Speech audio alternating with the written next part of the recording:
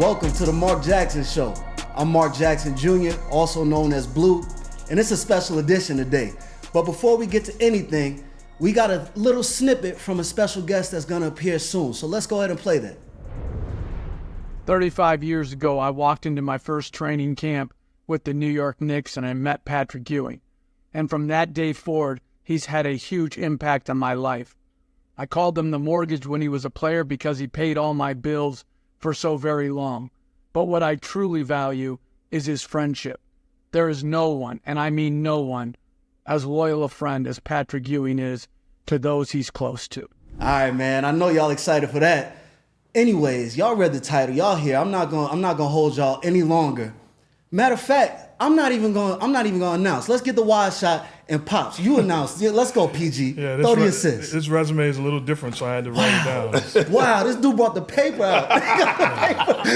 1984 national champ, 11-time NBA All-Star, 86 Rookie of the Year, 2 times basically because he won his and mine. I helped.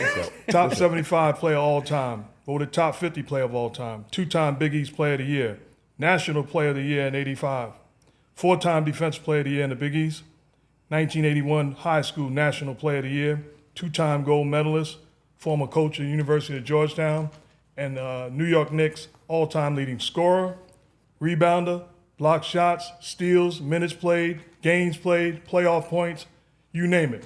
He is the greatest New York Knick of all time. I said it. Once again, in case you didn't hear it for the folks in the back, the greatest New York Knick basketball player in history, my guy, my brother, Patrick Ewing.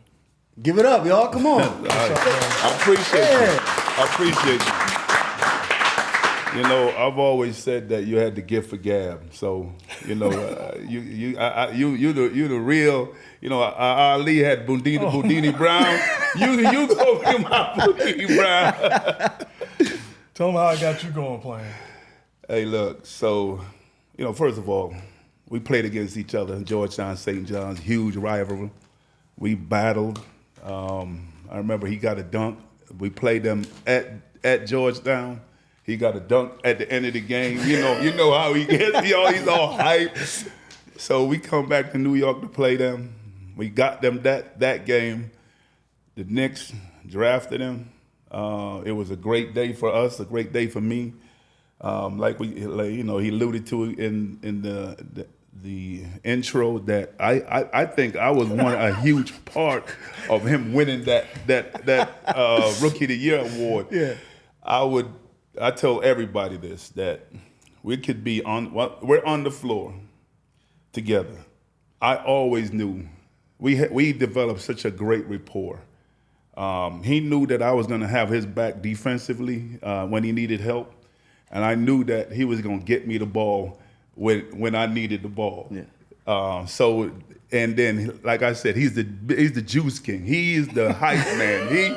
He would get you so hyped every time before the game that everybody was ready to play. But I think the rapport that we had, the relationship that we still continue to have to this day, is the reason why we've remained friends. He's a great man. He was a great teammate. I hated him when we played against him. We had battles going back to the Indiana days.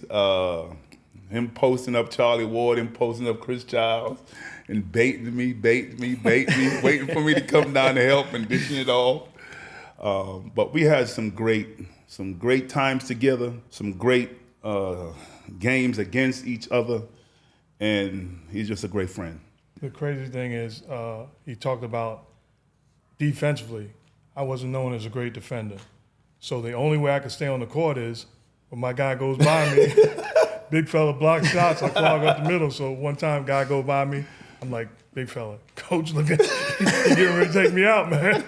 You got to be there. So he basically allowed me, his presence defensively, and obviously his greatness on the offensive end of the floor, allowed me to play extended minutes and the coach to trust me more because he had my back. And it hasn't been that way just on the court, but absolutely off the court. When I said brother for life, and you see what Jeff Van Gundy talked about, loyalty. As loyal as a dude as I've ever been around.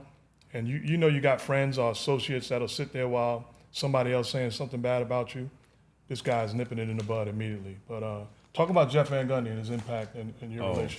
Shoot, Jeff is. We've been knowing Jeff for a lot of years. When he first came to New York as an assistant coach with Stu Jackson, you know, I remember the first practice that we had. Him coming from, I think he came from Rutgers. Rutgers, I think came from Rutgers, and he was like, "Oh my God, you guys are so big and so fast." I'm like, it's like night and day. We gonna win the championship.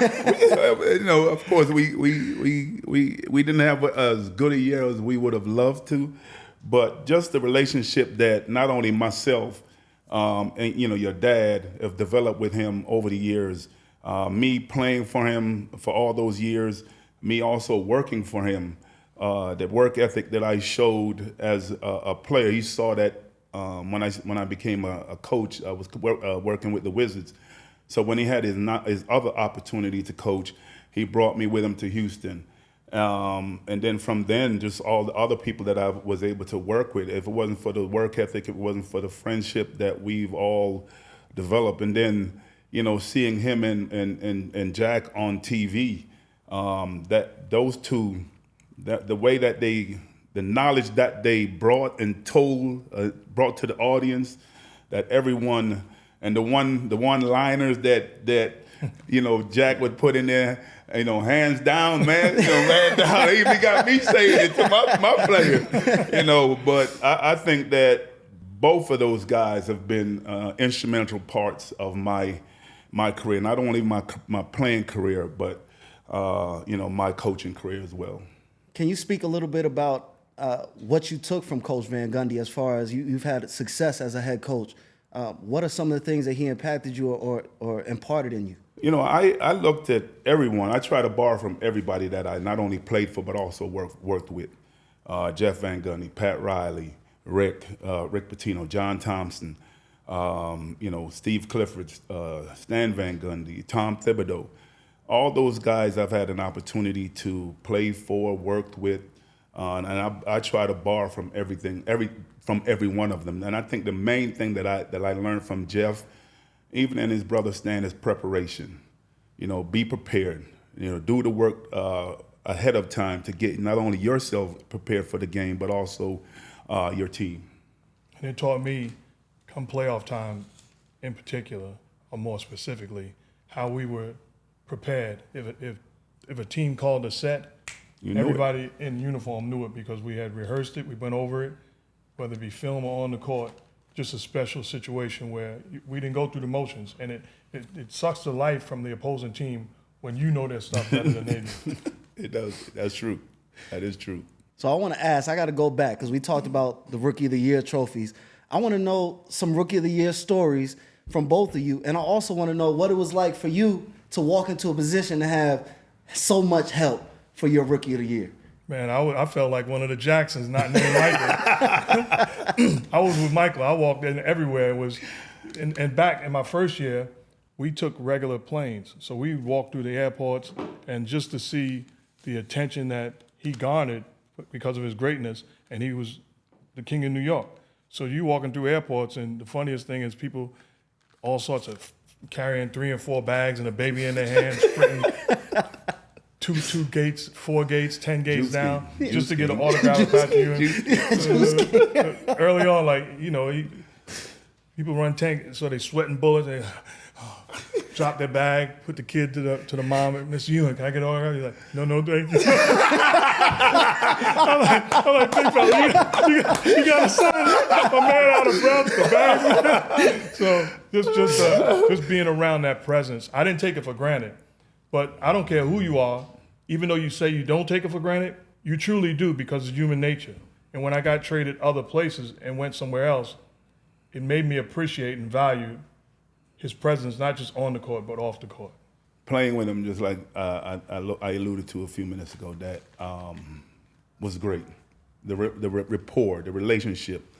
It's like, I'm talking from his rookie year. We've developed that type of rapport, and there's not too many teammates that you develop that type of rapport with. You know, it's like I said, I don't care where I was on the floor. If I was open, he was going to get me the ball.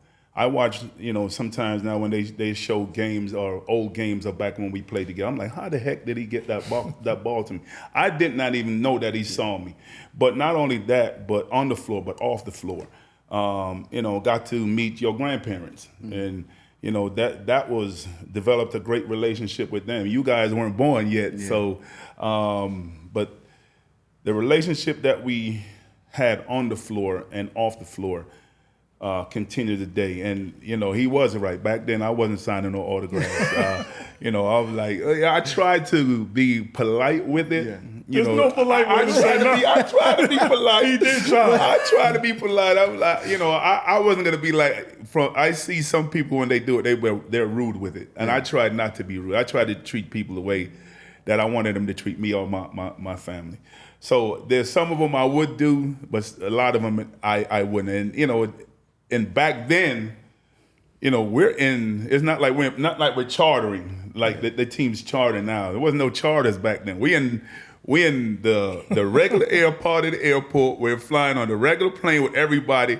I remember I fall asleep on the plane. I fall asleep and I wake up and I see cameras in my face. I'm like, what the heck is going on? I can't even take a nap. But it was still great. It was still a great time. The league flourished. We flourished. Made our first playoff appearance, and on the Rick, and it was some great times. I do have to say that Coach PITINO, Rick, he had Mark believing that he was the best player, and as a player, and even as a coach, I think that the type of relationship that those two had, that's the type of relationship that you need to have with your players, because he made Mark believe that he could jump out of this building right here and survive. Mm-hmm. And I think that's also one of the reasons why he had such a great, not only a rookie year, but also a great career. But that belief that coach showed in him, and he already had the belief in himself anyway. Yeah. He always had that swag. He had that chip on his shoulder, starting from back at St.JOHN'S when he used to talk a lot of trash. Mm-hmm. He still does. And I know. And I think that all of those things have helped him to be not only the player that he became, but also the person that he is. But you talked about my mom and dad. Tell them how quiet my mom was. Oh, yo, grandma, man. Oh, I loved her. When she's with you, she's with you. Yeah. So when he's with the Knicks, she used to, the refs not getting those calls, you hear that 3 blind mice. And you hear it. Yeah. I'm like, there's what, 20,000 people in the guard? You hear her. Yeah. You hear her. Yeah. Your granddad, he just sat there. He won't say too much. After the game, he might say his piece, but your grandma, woo, but then now when he's on the other team, you hear it then too. Yeah. You hear it then too. But she was great though. Yeah. She loved me. I loved her. I showed her a lot of love. Her and I have a sister that lived in New York, so them two used to always talk in the green room. Yeah. But no, she was very vocal. Very vocal. Yeah, you act like I wasn't there. I was running around. Yeah, but you was young though. You was young, but so you probably was. You weren't even listening to that. You wasn't listening to that. No, he had a nickname for you too. He had a nickname for me? Yeah, he had a nickname for me. Why are you holding this info? I don't even know. What was the nickname? I don't even remember. Chuck. Yeah, Little Chuck. Little Chuck? Yeah. Yeah, that's Big Chuck. You're Little Chuck. Why? Y'all got the big old head. He said we had Charlie Brown hair. You saw us leaving the arena. He was like, that's them.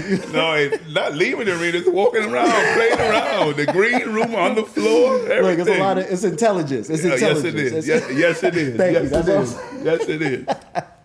But talk about 13-year-old Patrick Ewing coming to Cambridge, and the dream wasn't to be an NBA player.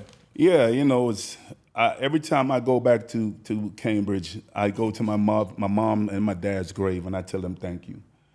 I was blessed, coming from Jamaica, where I came from. I never thought that I would have the opportunities that I was given. Growing up, I mean, we were poor, but my mother used to always say, you have food on your table, you have clothes on your back, so you're good. And then moving to America and, falling in love. I moved here, I was 12, I was 5'11". I was already tall, but I kept getting taller and taller every year. And coming here and falling in love with that ball over there, and from where I started to where it took me, from believing, starting out not knowing anything about the game, being tall, being clumsy, had not fully grown into my body yet, not listening to naysayers or people who told me I was never gonna be.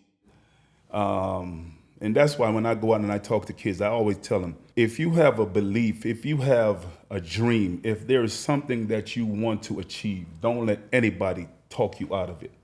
You have to do everything in your core to try to achieve it. And if I had listened to the people who would tell me I wasn't going to be, I wouldn't have been. But I think that the belief and the love that I felt for the game of basketball have given me and my family a great opportunity, a great life. I've been places that I never thought I would be able to go. I've seen things that I've never thought I'd be able to see. Unfortunately, my mom passed away when I was a junior at Georgetown, so she was not able to reap the fruits of her labor. But I tried to make sure my dad and everybody else was able to see and feel everything that they were able to touch.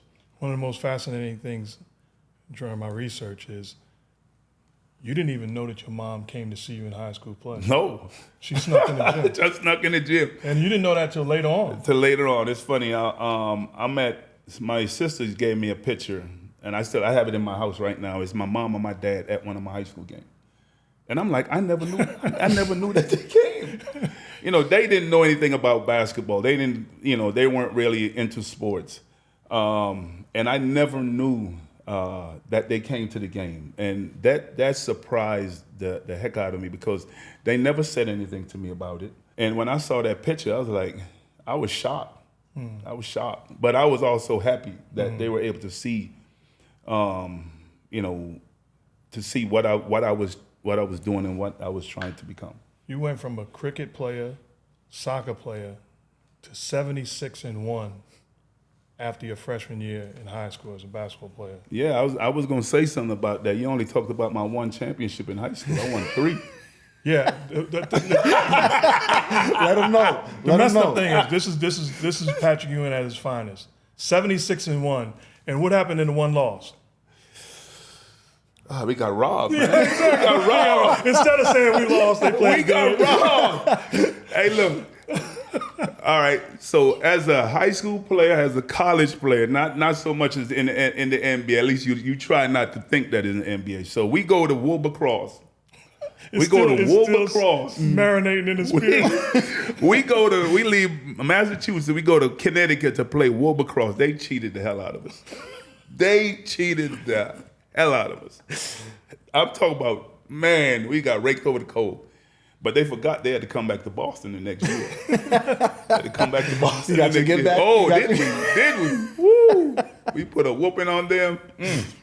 Yeah, but we got robbed. How did they cheat? You know how it works. You bring your own refs. They have their own refs. Their refs are rooting and cheering for their hometown team.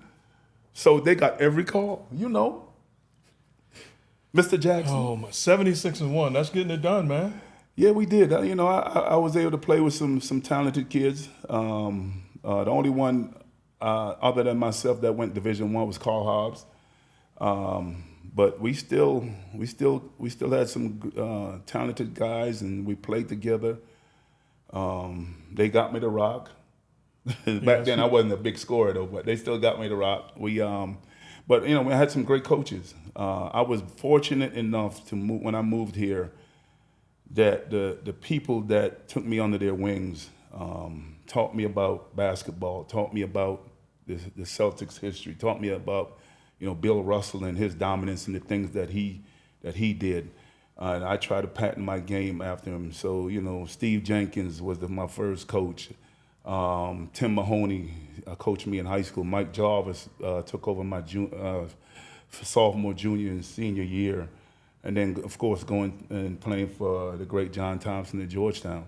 So I was blessed to be able to be around some great people, not only coaches, but just great people.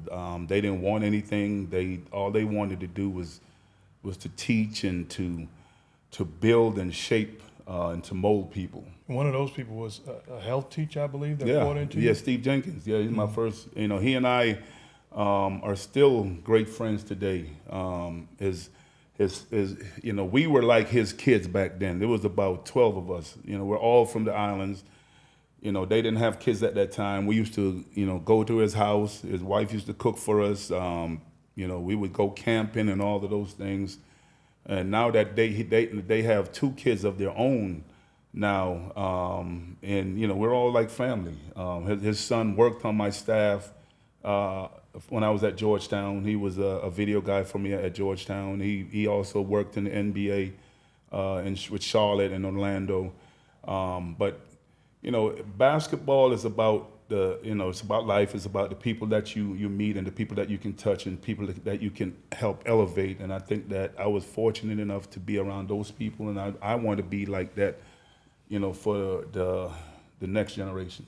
So going back to what y'all were talking about earlier, why you laughing, man? You know something's coming? Yes. All right. I've seen y'all chemistry on the court, alley-oops, defense, pick and roll, everything. I want to know off the court, what was going on? How did y'all build this chemistry? How did y'all become so close? He's just the type of person that he is. You know, Nah, I was the quiet one. Okay, all right. I was the quiet one. Okay. So, but you know, we hung out with each other. We would go out. We would eat. We would talk trash. He would talk trash. We would talk about Georgetown, St. John's, just have fun. You know, I'll tell you a story. So, you know, he gets traded to the Clippers. He gets traded to the Clippers. So, you know, we're playing, I think it might have been preseason. We come out here to play. And, you know, he comes to pick me up at the hotel. We're going to go out to get something to eat. We're going to go to Janet Jackson was having a party. We're going to go to the Janet Jackson party. So we go out to eat. First of all, you know, he doesn't know his way around out here. He's a New York guy, playing out here in LA. He doesn't know his way around. So we're going out to go eat. He's stopping and asking folks directions. You know, we didn't have the phones back then. You know, put in your navigation system and all that. You get where you're going. So he asking folks, and I'm like, Jack, you know, we are in LA. This is like, you know, carjacking capital of America. Yeah. You stop and asking people like that we're going to get jacked. So you know, I'm all nervous now. He keeps stopping asking. So we go out, we eat, and now it's time to go to the concert. I'm like, you know what, man? Just take me back to the hotel. Take me back to the hotel. I don't think I want to go to have you ask about 50 more people. You wasn't comfortable with them? No. But I just think the type of person that he is. Yeah. He is down to earth. He is. You know, I joke with him about being a Juice King, but he's true. He's real, and I think that. You know, real see real. You know, I'm real and he's real, and I think that that's how we clicked. And I saw the type of person that he was, not only just as a player, but also as a man. And I think that that's the reason why. And then, you know, of course, you know, just talking trash about each other's college days and the things that we did against each other. I think all of those things, you know, was the icebreaker. And you know, your family was great. I think that all of those things, you know, got us to be a lot closer. But hold on. This guy here, think about it, I'm from New York City. We come to LA at that time once a year, playing for the Knicks. So now I'm playing for the Clippers and I'm taking out my guy.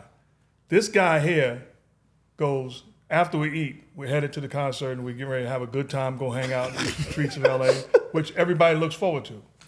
I look towards, he's basically nodding off. What the heck is going on? So I'm like, he looks at me one time, he opens his eyes, he's like, oh, let's go back to the hotel. I'm not, me being the consummate, sacrificial dude and giving dude, I throw him a lob thinking he sees in my eyes that I'm ready to turn up in the streets of LA. Yeah. I said, if you don't want to go, we don't have to go.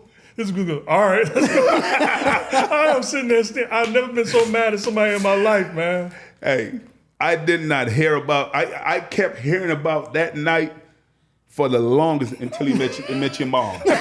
and until he met your mom, I heard about that. Man, I could have Janet Jackson. I could have been Janet Jackson. You was looking for Janet Jackson? Yeah, he was like that. She could have been my wife. Until he met your mom, he used to bring that up every day. What's going on? You was on the hunt for an R&B singer? You just wanted any singer? I'm glad I made it here. St. Patrick. He chose it right. I threw him the lob on that one. Thank you. Oh, you man. Supposed to tell that story. I wouldn't be here without Patrick Ewing. That's crazy. Oh, my control. Hey, he chose the right one. He chose the right one. He got all these beautiful kids and grandsons. Yes. Oh, man. But I will tell you, loyal, tremendous human being, unselfish, giving, loving, caring, brilliant. It's a pleasure to have played alongside of him and be in battles with him. I tell you this, and I told you this before. If you told me I can pick any coach in the history of the world that I didn't play for, to play for a day or a year, what have you, I can pick any coach, any sport, and I've had the honor to play for them without question, and it ain't even close. My choice would be Coach John Thompson, because I watched how he conducted y'all, I watched how he loved y'all, I watched how he protected y'all, and it was inspiring. Talk about playing for him and what he meant to you. Coach Thompson, he meant the world to me.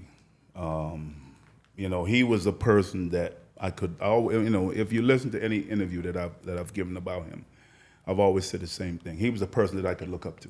I could emulate, I could be like. He was, he looked like me. He carried himself with class and dignity. He spoke eloquently.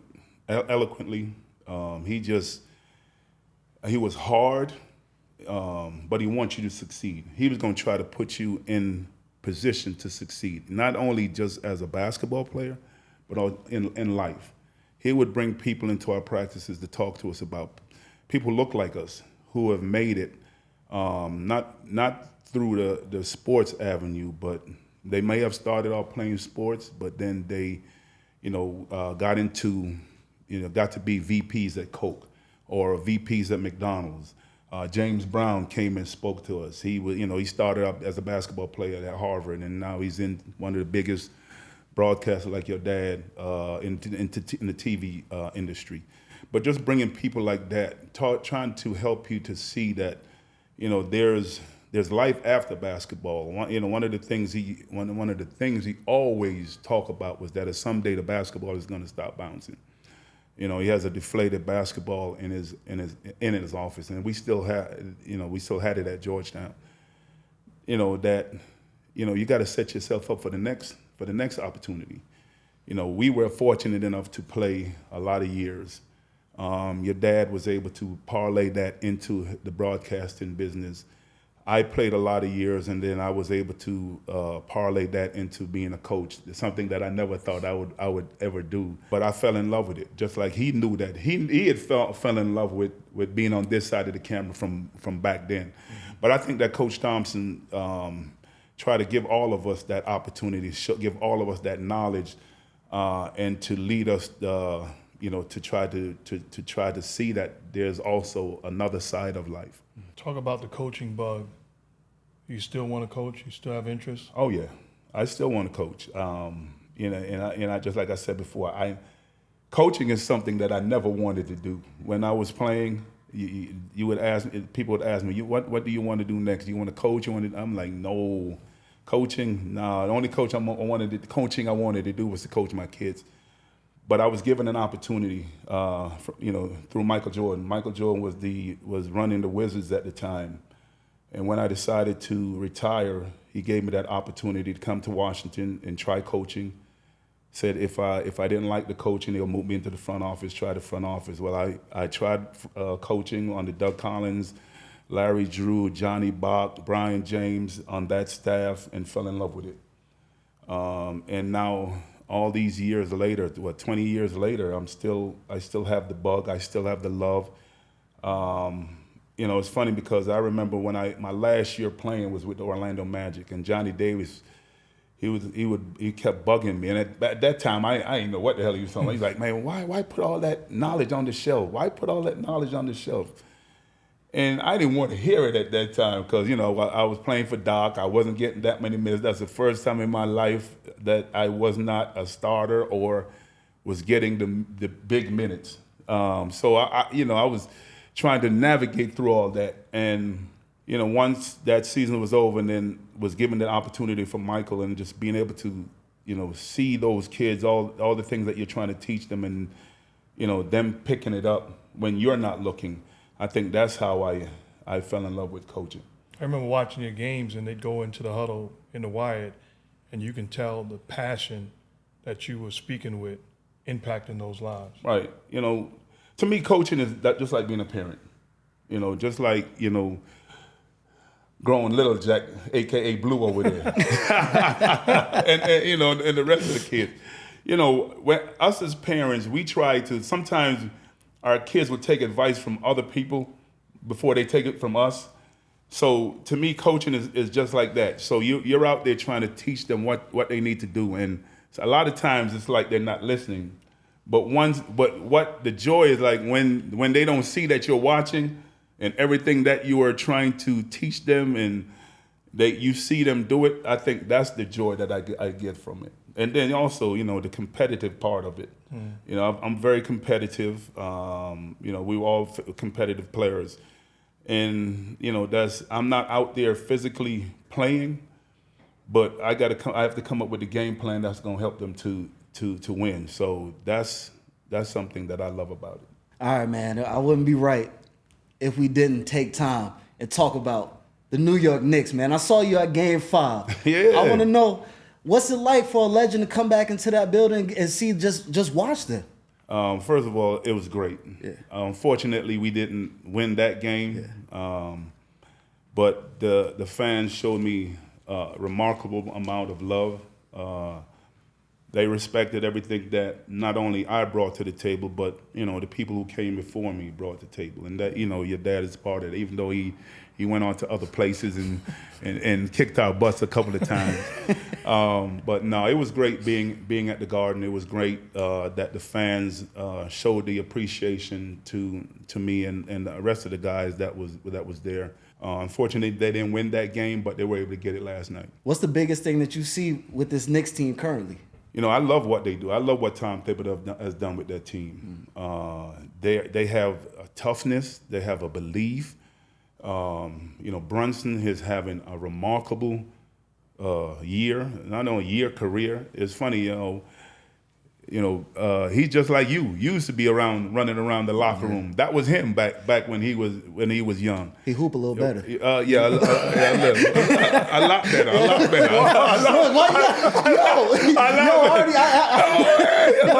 I hit myself. I don't need you to jump me.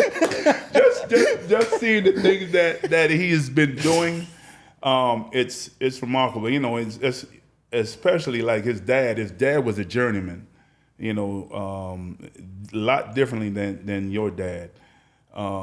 And just to see the things that I tell his dad all the time when I talk to him, I say, you've done an outstanding job of preparing him for this opportunity. And I love everything that I see from him. But you also got to give, his teammates credit. You have to give the coaching staff their due also. I think, management has done an outstanding job of getting that cast together. They're I think that the big difference is his toughness and their toughness and the things that the situations that Tom has put them into to be able to be successful. It's been great, but I got to stop right there because just recently in the news, our friend and former teammate Charles Oakley, and I'm not asking you to comment on it, I'll handle this. We love Oak. Oak's a warrior, a tremendous teammate, tremendous guy, but Oak made the statement that Jalen Brunson is the greatest New York Knicks basketball player since Clyde Frazier. Time out. Are you kidding me? Again, I love you, Oak, but what are we doing?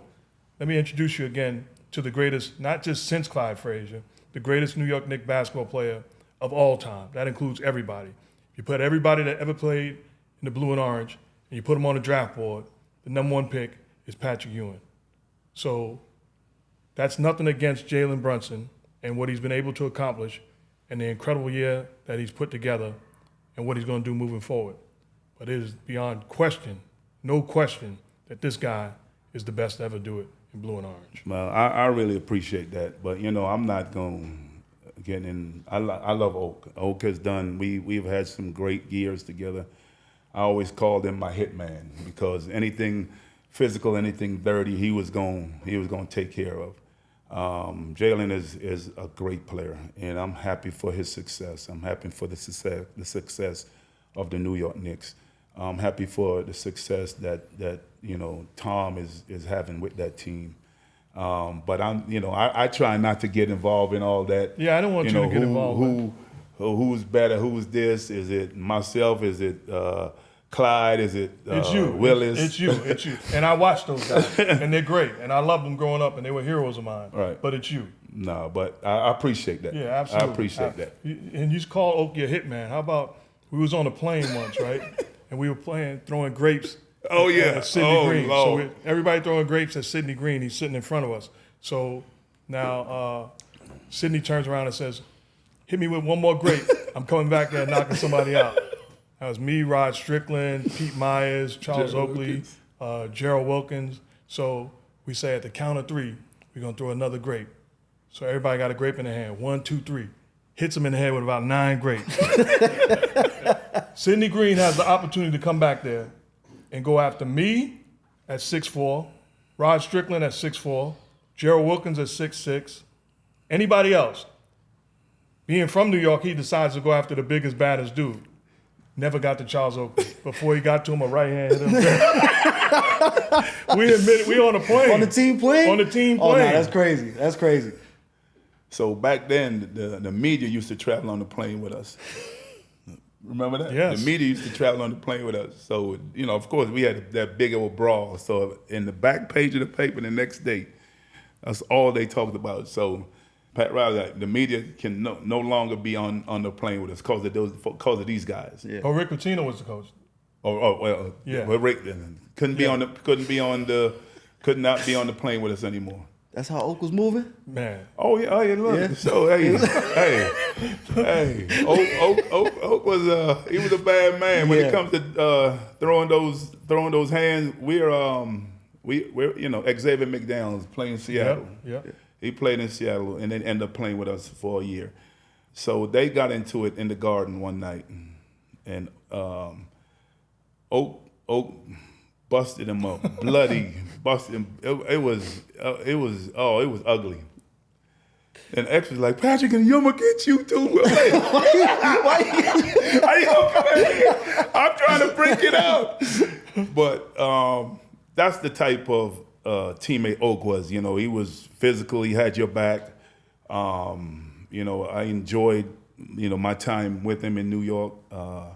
It's unfortunate the things that has happened after, but all of that stuff. I wish him the best, and I try to stay away from all that. The funny thing is when we threw the grapes, the next day, Coach Pitino said he's going to bring everybody in and he's going to find out who threw the grapes, and then there's going to be issues.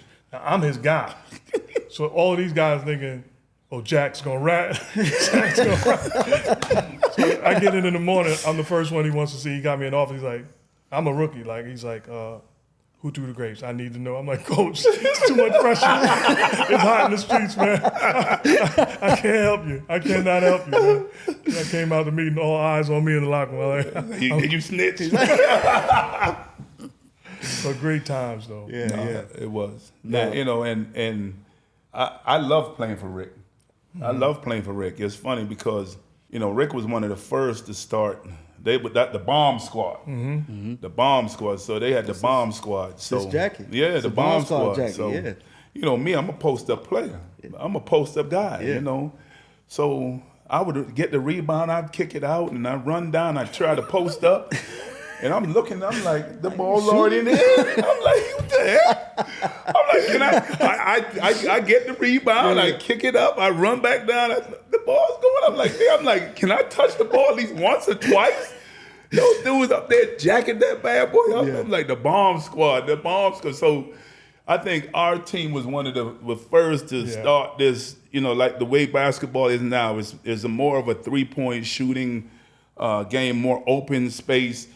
Those guys and Rick with his knowledge, you know, started all that. And your dad, even though he was a great passer, he loved to shoot too now. But think about it. We were the bomb squad, and we had one shooter. Trent Tucker was the only shooter. And he didn't start. He didn't start.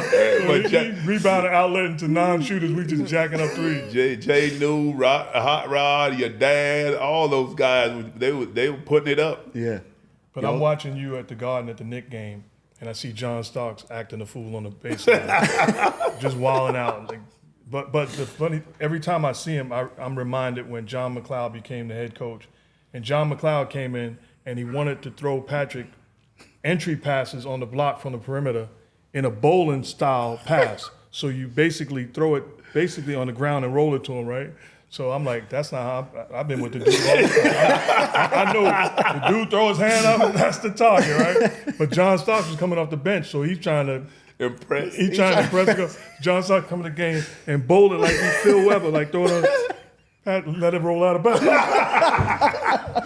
I'm like, John. I said, John, throw it to my target hand. Throw it to the target hand. You see the target hand up? Throw it. He's like, but big fella, come on, coach. I'm trying to get playing time. I'm trying to get playing time. He gets down and he rolls it. Coach loves. Coach he said, you got to get low and you got to roll it in there. So I'm telling him, I said, John, throw it to my target hand. So he rolls it in there. I just roll and watch it go out of bounds. He's like, 2 or 3 times, I watch it go. I said, throw it to my target. He's like, big fella, you gonna get me taken out? Throw it to the target. You know, it's funny. You know, they fired Stu Jackson. They hired John McLeod, and John McLeod was a great coach in his own right. I think the situation that he was put in Al Bianchi put him in with our team wasn't good for him or us. I remember there was a time they tried to ambush your dad. They tried to ambush your dad after a practice, and we're sitting there watching it. And your dad is like, there's none of that going on here. None of that going on here. And I don't even think he knows this, but right after we left that practice that day, I called my agent, and I'm like, if they're gonna treat him like that, tell them I want out. I want out. I said what they did was wrong, and I'm sticking up. I'm with him.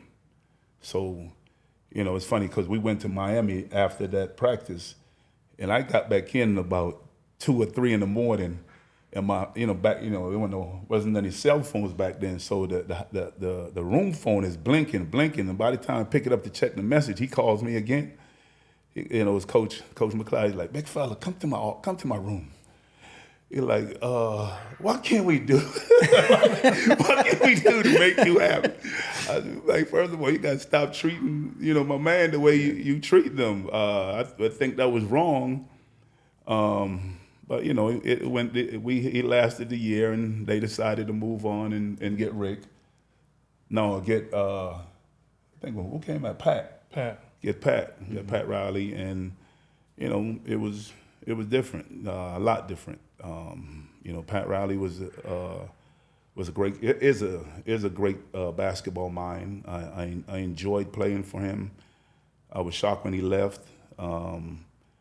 We had a lot of battles against your dad and the Pacers. I think both teams were mirror images of each other.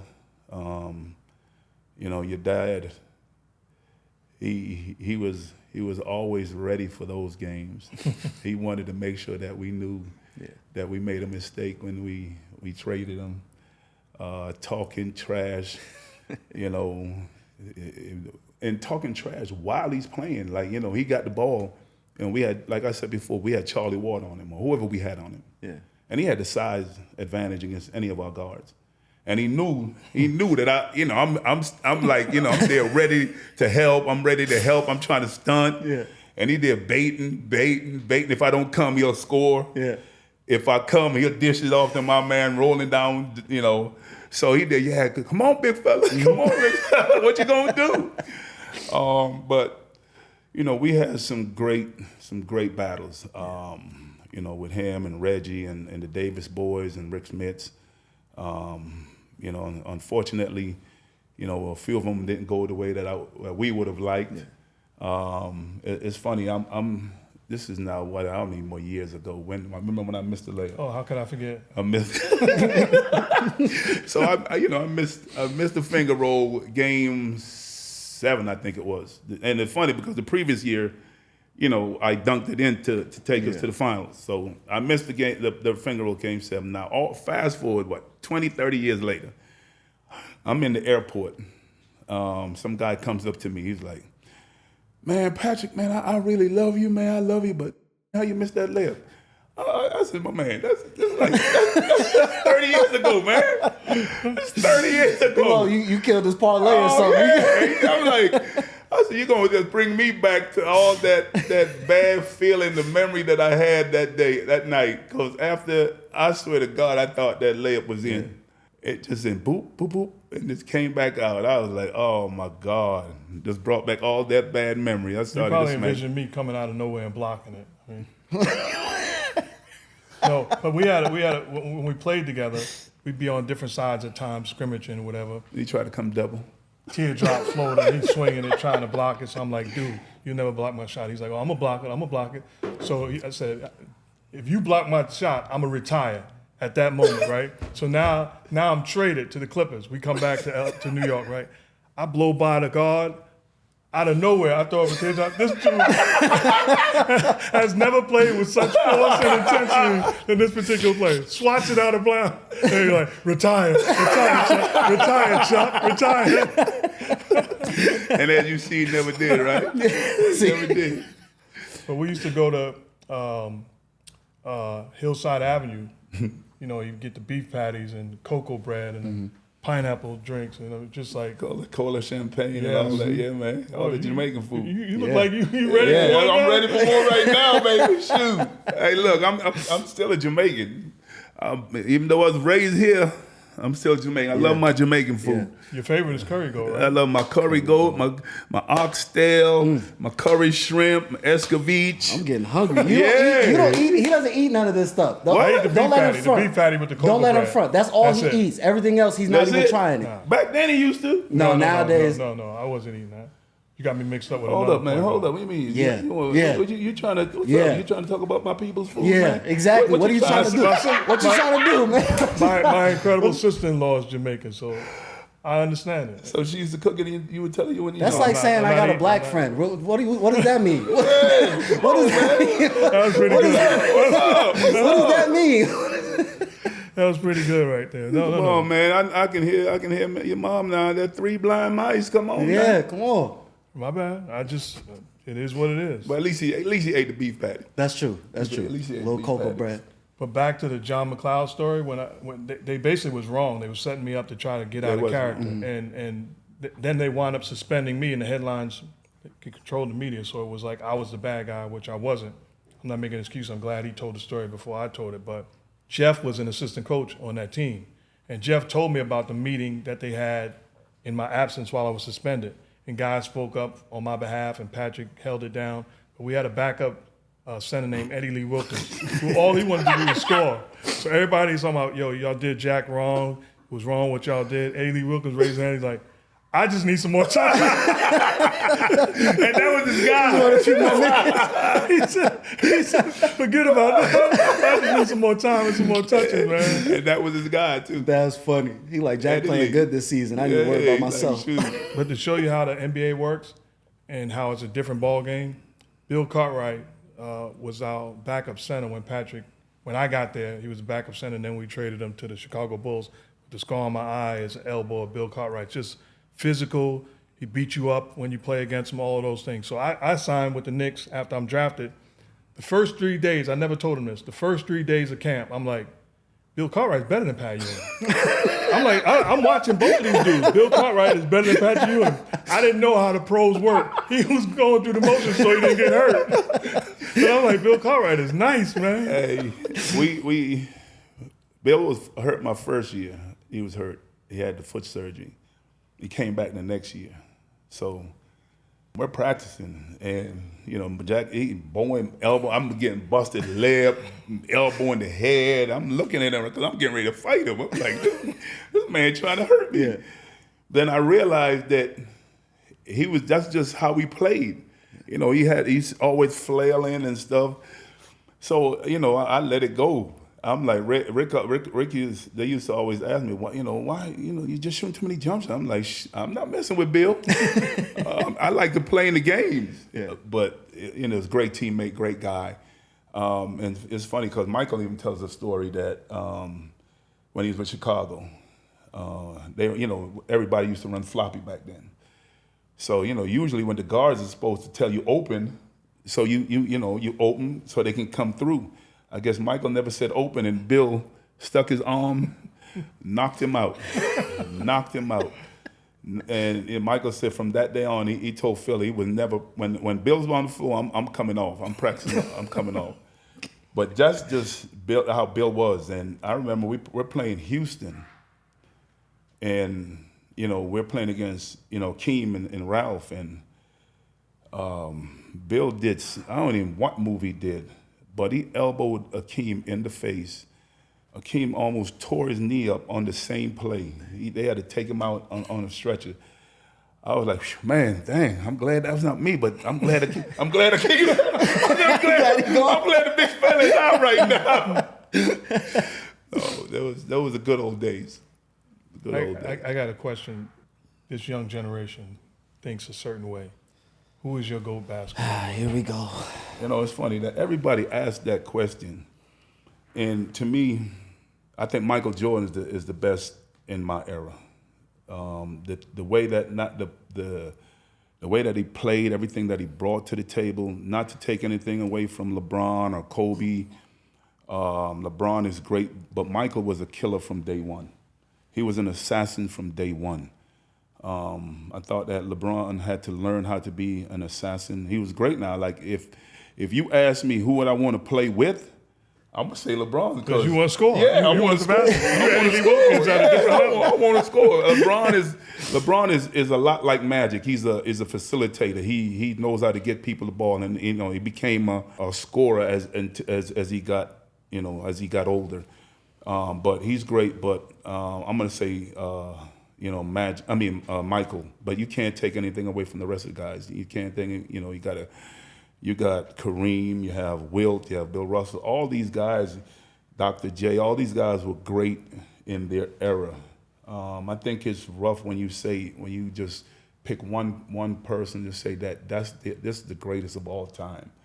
Now, Michael has done some great things, and unfortunately, because I had to, go against that guy starting from college to the NBA. And he's done an outstanding job of just the things that he was able to do. You got to take your hat off to him. I know you probably said, what are you going to say, LeBron? I say LeBron, but I'm not. But you made some good points, and the Knicks is playing well. It's Knicks Day, and you so you know what? I'm not going to go back and forth with you, and I listen. So earlier in the interview, you said that Michael Jordan gave you an opportunity in Washington. So, you gotta say Michael Jordan. You gotta say Mike. So, I'm with you. Mike. Hey, look, they're both great. Yeah, they are. But you know, for not because he gave me an opportunity, but for what I was able to see, what I was able to go against, you know, play against on a lot of different nights. I'm gonna take my hat off to him. What do you see when you watch today's game? You watch guys like Joker and Embiid and how they're impacting the game. I make the case that they're two of the top 7 centers in the history of this game. Do you think that they, you know, what's your thoughts on that? Oh, I love both of them. They're different, but the same. The Joker he has like a old man type game. He's not very athletic, but he gets the job done. Every time I look at they play, I always look at his stat sheet. Look at what he's done. I'm like, he might be 12 for 15, 15 assists, 15 rebounds. All the things that he does, the toughness that he brings to the game. You know, Embiid is very similar. He's more athletic. You know, he's more on the perimeter more than the Joker is, but they're both dominant. I think that the way that basketball is now, it started back in '94. The NBA changed the rules. They wanted to be a more open game, a more free-flowing game. I think the defense the offense is way advanced than the defense. It's hard to stop people. The things that we used to be able to do back then, you can't do it anymore. The hand checking and the being physical, all that stuff. I think it's definitely changed. But I love those two guys. Those two. When you talk about centers, you know, I think those two guys right there would be able to play in our era. Now, when we played in college and we cooked y'all, we was #1 and #2 in the country. But that Patrick Ewing didn't have the offensive arsenal, no. or it wasn't on display. No. As a Patrick Ewing that I Right. got the privilege of playing with. Put the 1990 Patrick Ewing against Joker and Embiid. You know, with no double. You're right. You know, when I was in college, I wasn't known as a scorer. I was, you know, more of a defender. I blocked shots, catching lobs. It's funny. You know, Dick McGuire, longtime Knicks scout. We were at a luncheon, and he said to me, Patrick, you know, he spoke with a stutter. He's like, you know, Patrick, when did you learn how to score? Because all I thought you could do was dunk and catch lobs. But, you know, in everything, if you don't improve, I could always score, but, you know, my emphasis, was on trying to help my team to win, by any means necessary. Now, 1990 Patrick Ewing, or 1992, I think I averaged 29 points a game that year. Should have been MVP. Should have been MVP. I mean, no double team. It's a free-flowing. They can't stop me. I think my numbers would be just as good as theirs. You know, I was just as athletic as Embiid. He was more, he's bigger than I was, but I could jump, I could shoot. Just didn't shoot threes. According to Jeff Van Gundy, I didn't want to pass. But you know, I think it would have been some great battles going against those guys because, you know, they are very good, they are very talented, and they can do a lot of things. I take my hat off to both of them, man, and I love watching them play. I just remembered something that I never shared before. I Lord. forgot the year. I'm in my Mercedes-Benz. I'm driving to practice. It's a rainy day. It's slippery. And we used to stop at a breakfast place. Right, in Purchase. And Purchase, right before the practice facility. And I'm driving, and I jam on the brakes because the car in front of me, brake lights show, and I can't stop. So my car is sliding, and I'm trying to avoid crashing into this car, but I can't because it's just the side of the road, and then the traffic coming this way. So I have no choice. I run into the black Mercedes in front of me. Crashes. It's Patrick. I'm like, how you gonna get my car? This dude like, license, registration, insurance. What are you talking about, dude? The car was smashed. I mean, thank God we both were okay, but Yeah. unbelievable. You was speeding? No, Yes, no. Yes. You know, you talk about as young people, the dumb stuff that we do. Yeah. The dumb stuff that we do. I'm not saying he was speeding that day. He was not. But the things that we used to do, the racing after practice, we used to race. We were racing back to the city. Yeah. Thank the Lord that we didn't end up unfortunately like Bobby Fields and stuff. But the things that you do as young people, a lot of times, turn out to cause you harm. But for most of us, we were fortunate enough to overcome those things. Yeah. But yeah, he gonna hit my car, and then he didn't want to pay for it. This dude, license, registration, insurance. I'm like, dude, what are we doing, man? You didn't give it to him? I had no choice. No, he didn't want it. Come on, man, I got it. But he's talking about the dumb things. He used the drastic stuff. It could have been as simple as we made it to the concert that night. It could have been a different story. Just the dumb things we wish for. Yeah. Leave it at that. Wait, I gotta ask before we go. I gotta ask because it's been on my mind. Cause we had a conversation. You talk about y'all Knicks team and how great it was. If you put your Knicks team in today's playoffs, are y'all better than the Nuggets?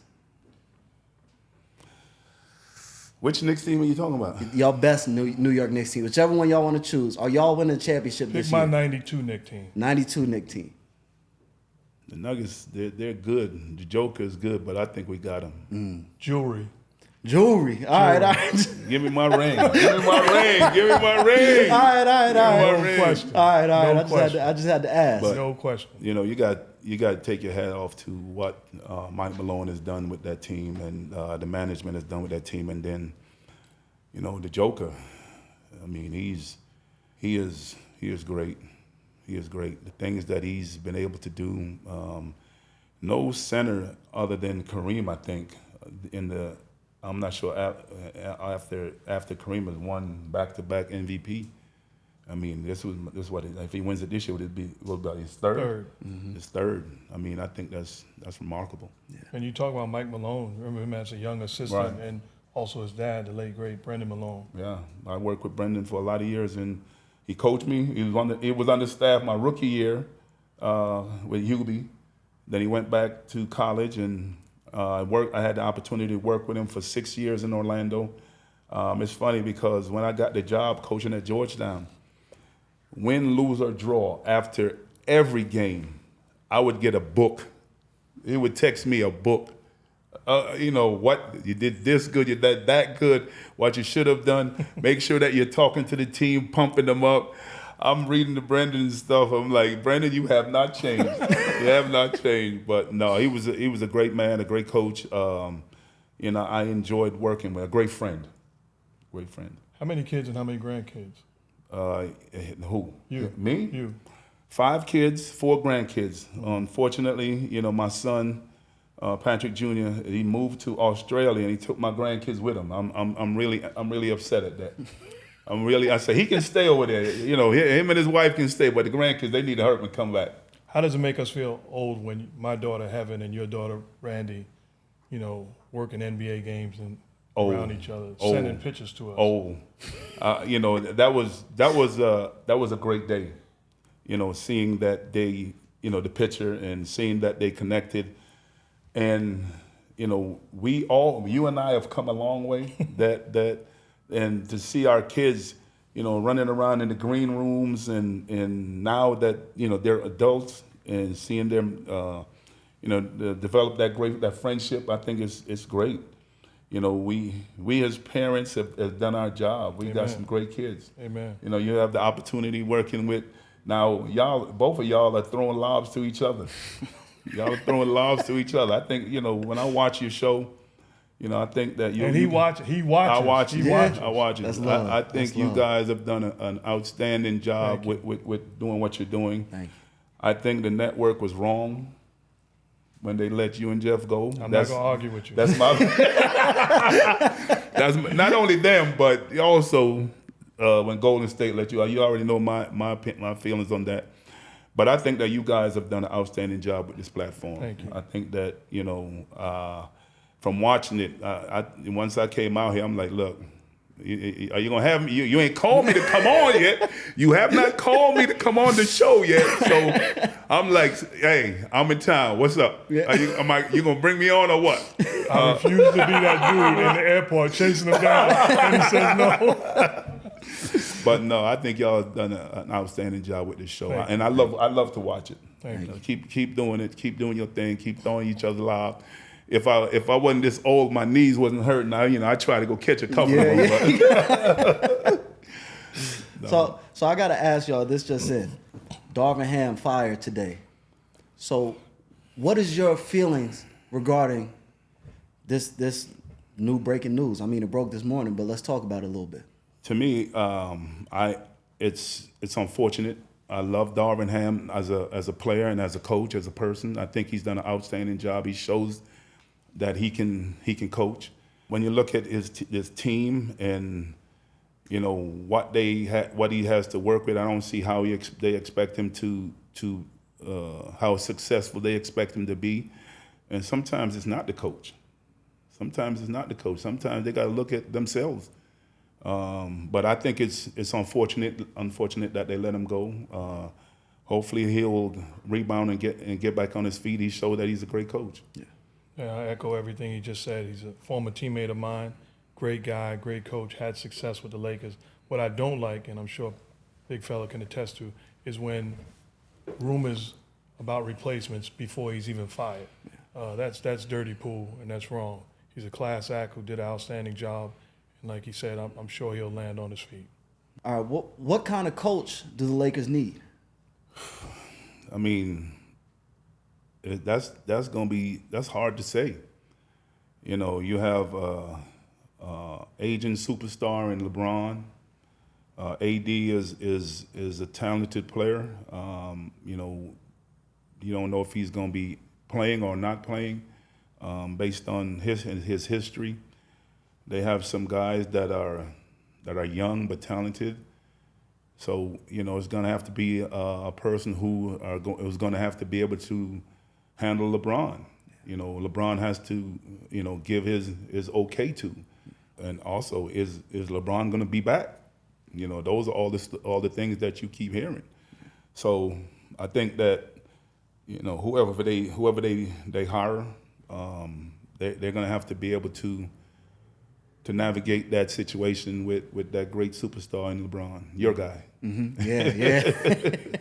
You got any comments? No, I think on he it? answered it perfectly. I think that the answer is going to be in what type of team they're going to have moving forward. Will it be a rebuilding situation, or will they have LeBron James, Anthony Davis, and an upgraded supporting cast?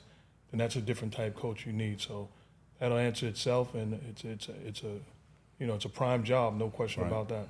Before we get to our sponsors, I can't let you leave without asking your pick for the Knicks Pacers series. It's pretty obvious. I think I know who you're gonna pick, but who you got? All right. Hey, it's right there on your jacket. That's what I'm saying. It's not that obvious because somebody picked the Pacers. I know. That's what I'm saying. That's what I'm. No, I picked the Pacers, but not because I played for both teams. I just believe that the Pacers are going to win the series because they're healthy and whole and playing with great rhythm. And you got to pick one of them. It has nothing to do with me in uniform. They are a very good team. Rick has done. Rick Carlisle he has them playing a great brand of basketball. They're up tempo. They got guys who can score. They can catch lobs. They can shoot. But I'm a Knick. Yeah, I'm a Knick. There we go. I'm a Knick. What does that mean? I know, but I'm just saying. Let him get it off. Let him get it off. I love what Tom has done with that team. I love Brunson and the way that he plays. I had to go against that dude for 2 years while he was at Villanova. I kept kicking him in the head, talking about if I knew I was going to coach and I knew you was going to be this good of a player, I'd have been recruiting you from all those times you wouldn't leave my locker. You'd have been in the green room. You'd have been in the green room tossing him. Come here. I was already doing that, but I just love the type of player that he is and the toughness that he brings to the team. And OG Anunoby, once they got him, I don't even know if I said his name right. he is. I love his toughness. I love his ability to defend multiple positions. And once they traded for him, I think he changed the whole team. Rick Carlisle actually scored his career high. We picked him up midway through my first year. I remember that. And he signed with the Knicks, and 25 points that night. We were like, we got our $2. We didn't know it was one night with Luther Vandross. Anybody can do it for one night. The funniest thing is, I know Rick Carlisle has heard this story 100 times because you said it like every time we bring up Rick Carlisle. He's like, yo, I got him his career high. We used to go out. This is funny. We used to go out, and Rick Carlisle wouldn't go out, and we'd come back in middle of the night. He'd be in the hotel lobby playing the piano. With a tip jaw. Like, what are you doing? Playing the piano. Great That's times. hilarious, man. But you know, it's funny because when he played for the Celtics, you hate it. When he's on the opposing team, you hate him. You hate him. Talk. You know, and you can understand Bird, McHale, and Parrish talking trash, but not him. Yeah. And then, you know, him coming to play for us, and you see the type of person the kind of teammate that he is. Yeah. So you respect him a lot more. And I think he showed how good a coach that he is. Mm-hmm. I got to ask one last question. The Dream Team experience. That was great. It was it was one of the greatest experience of my career, just being around all those guys, all those great players. And I think everyone took a back seat to each other because, you know, we all have our egos. We all think that we're just as good or better than each other. But we all did what we needed to do so that we could be the team that we were. We showed, I think that if it wasn't for that dream team, a lot of the guys that were in the league now from all these other countries, they would have been playing soccer still, football, and everybody else called it football. But I love the experience. I love playing with those guys. I developed some great friendships, you know, with those guys, with Larry. Me and Chris, we've been friends for, you know, from '84. And then playing against each other with Georgetown and St.JOHN'S. But just being around all those guys, talking trash with Michael, Larry, Magic, you know, and the jokes and the card games and all the things that happened, our families being around each other, it was a great experience. Who wins? You've seen the roster for this Olympic team coming up. No need to ask that. I'm just doing my job. Hey, well, I'm gonna throw you a lob. 92 Dream Team. 92 Dream Team. Forever. Yes. Forever. Yes, and I mean, I think that this team that they have assembled, they're gonna do fine. But I think the biggest difference now is that everybody is catching up or caught up. All the other countries, they have caught up. I mean, if you look at the guys who are getting drafted now in the league, there's so many great Europeans in basketball right now that it's not going to be that easy. Man, this has been a joy, man. Absolutely. It's been a joy. Legend. No. Yeah. Hey, like I said, you know, he wouldn't call me and ask me to come on. So, you know, I had to invite myself. Yeah. I'm like, hey, guess who's coming to dinner? Nah, you welcome anytime. No, I you welcome appreciate that. anytime. I appreciate that. Yeah, that's what I'm saying, because he's not going to appreciate say it, that. but You I'll know, say it. When was you going to say it? No, they're on me all the time. Call such and such. Yeah. And I'm like, I'm not inconveniencing anybody. So You know how this I dude said, is. Dave, when are you gonna ask me on there, man? Dave Snowden. And I'm like, Dave, when is he gonna call? When is he gonna bring me on? He's like, hey, you know, you gotta call him. Get better, man. So I'm still mad that he said, let's go back. You still thinking about Janet Jackson? No. Hey, she might have chose me over him though. Hey, that's what I'm saying. You never know. You might have dodged a bullet. Your confidence might not have been the same. We said Janet, not Stevie Wonder. Oh, man. All right, man. We appreciate y'all for watching. Thank you to our sponsors, Underdog Fantasy. Click the link in the description or scan the QR code in the corner, and they're matching up to $100 when you use the promo code MARK. We appreciate y'all. Oh, don't forget to like and subscribe. Thank you. That's a wrap for this episode of The Mark Jackson Show. Remember, my guy Patrick Ewing, disrespected, people holding signs, talking trash, saying things that didn't match his character and who he was as a man, never lost his cool, stayed controlled, stayed calm, and impacted as a man and a basketball player. So much to the point that it allowed me, a nappy-headed kid from New York City, to be in a Knick uniform and be embraced by him. If he acted a fool, I got out of character, the door's not open for me. I salute Patrick Ewing, the greatest New York Knick ever, and I say thank you, I love you, and forever grateful. Blessings.